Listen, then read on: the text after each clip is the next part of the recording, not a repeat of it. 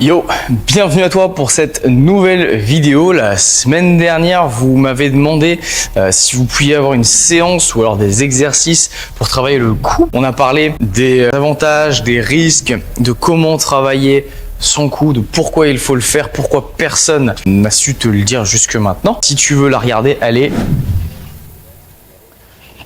là-haut. Donc aujourd'hui, je vais te montrer en fait très simplement comment moi j'entraîne mon cou. C'est très rapide, comment j'ai des résultats qui sont assez rapides et quel matériel tu peux acheter ou utiliser pour pouvoir développer ton cou. Donc à chaque fois, à chaque exercice, je te mettrai les petites variantes de tous les exos.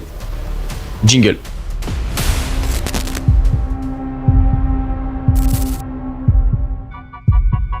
Donc dans le matos que tu vas pouvoir utiliser déjà, tu vas pouvoir avoir des élastiques comme ça, plus ou moins gros. Une sangle de tête avec une chaîne, donc c'est là où dans la dernière vidéo je t'ai dit qu'on dirait un petit peu un sadomaso.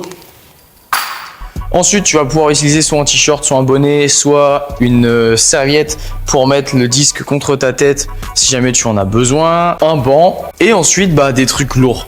Tu peux accrocher soit sur ton élastique, soit sur ta chaîne, poids, des kettlebells, des dumbbells, voilà, des trucs très lourds. Donc si tu veux, moi ce que je fais, c'est que 2-3 fois par semaine, si jamais j'en ai l'occasion et j'ai le temps, je fais mes flexions latérales, là avec un élastique accroché sur le rack. Pour travailler, je vais être très grossier, mais sternoclédomastoïdien sur la flexion latérale. Ensuite, des flexions de nuque allongées sur le banc et de nuque en deux mots, hein, pas des flexions de nuque en un mot. Ça, c'est un autre délire.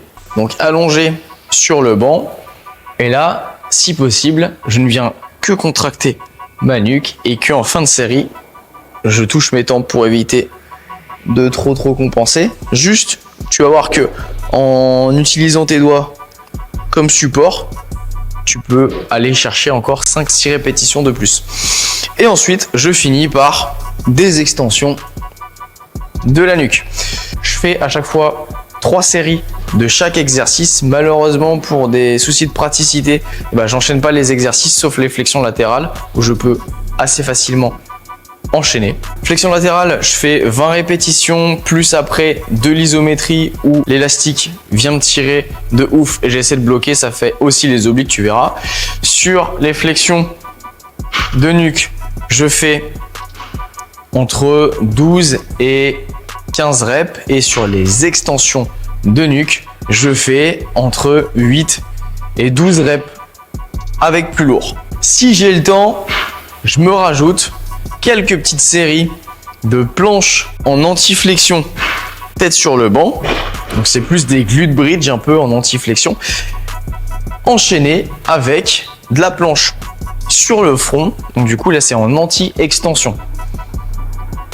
Et si je suis bien chaud, dans ces cas-là, je me rajoute des petites rotations quand je suis en planche. Ça, c'est plus pour le côté un petit peu fonctionnel, un petit peu transfert d'énergie et un petit peu transfert de discipline. C'est-à-dire que d'avoir un gros coup, c'est super chouette, mais d'avoir un gros coup qui nous sert à quelque chose, que ce soit sur les HSPU, sur des sports de combat, des sports de contact, ou alors avoir un côté un petit peu opérationnel pour le reste de ta vie, là, c'est carrément plus intéressant. Le but, c'est de te choper une routine que tu vas pouvoir tenir. C'est-à-dire que moi, j'ai pas mis 300 000 exercices. Là, j'essaie de tenir ça 2 fois par semaine. C'est pas un truc de ouf avec 3 exercices. Et si j'ai le temps, je me rajoute 1 fois par semaine et encore un peu plus de temps, les 2 petits exercices en mode planche. Le but, c'est de te trouver une routine que tu vas pouvoir garder facilement, rapidement, que tu puisses le mettre en place dès aujourd'hui et surtout que tu as un travail intelligent, complet, progressif pour avoir des vrais résultats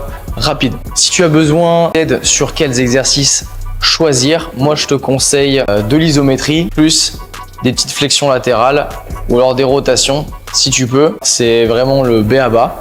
Et puis ensuite, si tu veux vraiment développer, d'avoir un vrai aspect visuel sur le développement de ton cou, et flexion latérale, comme je te l'ai dit, flexion et extension de la nuque avec une sangle, avec un élastique, avec ce que tu peux. Et ce sera déjà très très bien. Oublie pas, tu m'identifies dans tes stories si jamais tu te filmes en train de travailler ta nuque. Ça peut être super chouette qu'on mette le hashtag.